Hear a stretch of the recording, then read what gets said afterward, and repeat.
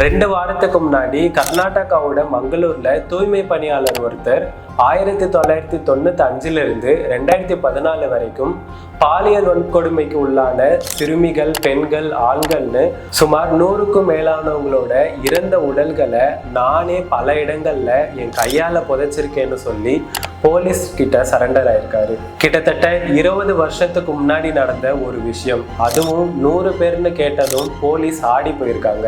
இந்த விஷயத்த வெளியில சொன்னா தன்னையும் தன் குடும்பத்தையும் கொன்னுடுவேன்னு மிரட்டினதுனால இவ்வளவு நாள் வெளியில சொல்லாம இருந்தேன்னு சொல்லியிருக்காரு. இந்த கேஸ்ல என்ன நடந்துச்சுன்னு டீட்டெயிலா பார்க்கலாம் வாங்க. பெயர் தெரியாத ஒருத்தர் கர்நாடகால இருக்கிற ஸ்ரீ கஷேத்திர தர்மஸ்தலா மஞ்சுநாத சுவாமி கோயில்ல 1995 தூய்மை பணியாளரா வேலைக்கு சேர்ந்திருக்காரு. நேத்ராவதி ஆத்தங்கரையை சுத்தம் செய்யறது, கோயில் மற்றும் அதை சுத்தி இருக்கிற பகுதிகளை சுத்தம் செய்யறது தான் இவருக்கு வேலையாம். ஆரம்பத்துல நல்லா போயிட்டு இருந்த வேலையில ஒரு நாள் அபியூஸ் செய்யப்பட்ட ஒரு பெண்ணோட பாடியை கொண்டு வந்த சிலர் இதை ஆத்தங்கரையில புதைக்கணும்னு சொல்லியிருக்காங்க. இது யாரோட பாடி, என்ன நடந்துச்சுன்னு கேள்விலாம் கேட்டா இதே மாதிரி உன்னையும் உன் குடும்பத்தையும் துண்டு துண்டா வெட்டி இதே ஆத்தங்கரையில புதைச்சிடுவேன்னு மிரட்டி அவரை வேலை வாங்கியிருக்காங்க.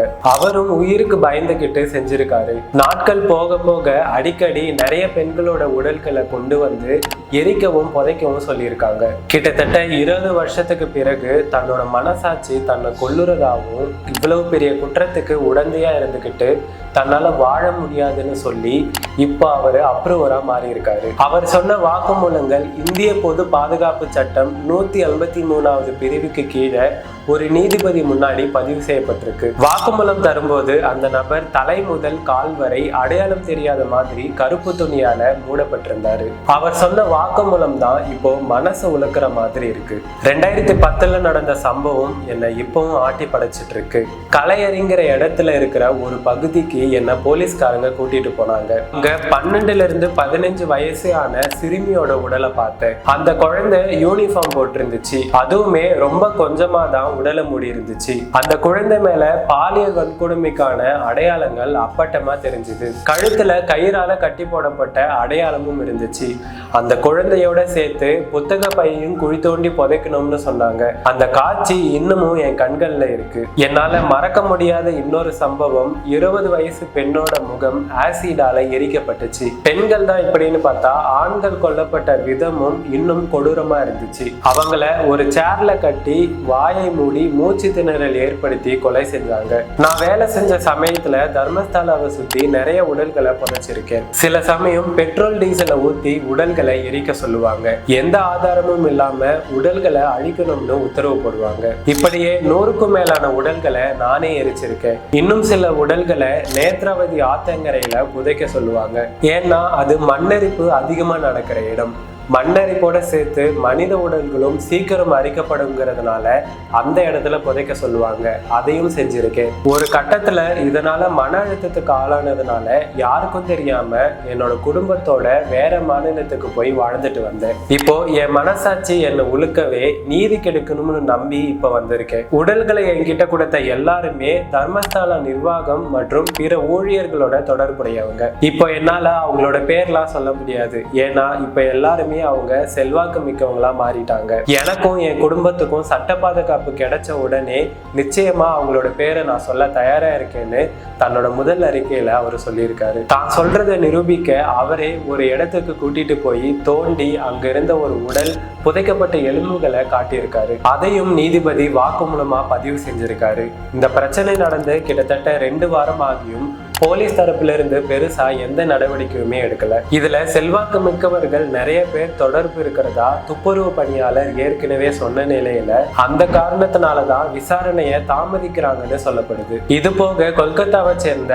அனன்யாங்கிற பொண்ணு 2003 தர்மஸ்தலாவுக்கு டூர் வந்தப்போ தொலைஞ்சு போயிருக்காங்க. அப்போ அவங்க அம்மா இதை பத்தி கம்ப்ளைண்ட் கொடுத்து தர்மஸ்தலாவுல விசாரிக்க வந்தப்போ அங்க வேலை செய்யறவங்க அந்த அம்மாவை அடிச்சு அனுப்பியிருக்காங்க. கிட்டத்தட்ட உயிர் போகிற தருவாயில தண்டனையில இருந்து அவங்க பிழைச்சு வந்திருக்காங்க. இப்போ இந்த கேஸ் பத்தின டீட்டெயில்ஸ் வெளியே வரவே என் பொண்ணும் அவர் சொன்ன 100 பிணங்கள்ல ஒன்னா இருக்கலாம், இப்ப புதுசா என் வழக்கையும் பதிவு பண்ணுங்கன்னு 20 வருஷத்துக்கு முன்னாடி தனக்கும் தம் பொண்ணுக்கும் நடந்த விஷயங்களை கம்ப்ளைண்ட்டை ரெஜிஸ்டர் பண்ணியிருக்காங்க. அனன்யா மாதிரி தர்மஸ்தாலாவை சுத்தி இருக்கிற பகுதிகளில் காணாம போன பெண்கள், தர்மஸ்தாலாவுக்கு வந்து காணாம போன பெண்கள்னு பல வழக்குகள் தூசு தட்டப்பட்டு வருது. ஒருவேளை இந்த விவகாரம் பெருசாச்சுன்னா இதில் சம்பந்தப்பட்ட பல பெரிய தலைகளோட பெயர்களும் வெளியில வர வாய்ப்பு இருக்குன்னு சொல்லப்படுது. ஆனா அதே நேரத்துல இந்த வழக்கை வளர விடக்கூடாதுன்னு சிலர் வேலை செய்யறதாகவும் சொல்லப்படுது. ஆனா இப்போ இந்த விஷயம் வெளிச்சத்துக்கு வந்ததுனால இதுக்கு பின்னாடி இருக்கிற பல பெரிய புள்ளிகள் மாட்டுவாங்கன்னு கணிக்கப்பட்டிருக்கு. ஒவ்வொரு வருஷமும் தட்சிண கன்னடா மாவட்டத்துல 100 பெண்கள் இயற்கைக்கு மாறா இறந்திருக்காங்கன்னு காவல்துறை தரப்புல சொல்றாங்க.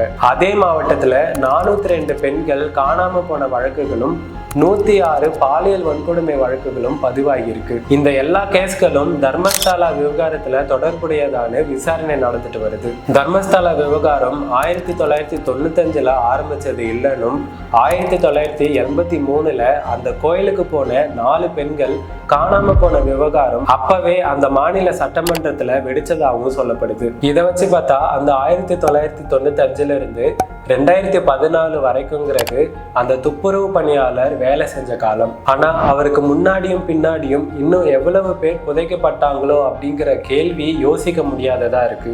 தர்மஸ்தலா விவகாரம் கர்நாடக அரசை மட்டும் இல்லாம ஒட்டுமொத்த இந்தியாவையும் சினிமாவை மிஞ்சுற அளவுக்கு ஒரு உழுக்க காத்திருக்குன்னு தான் சொல்லணும்.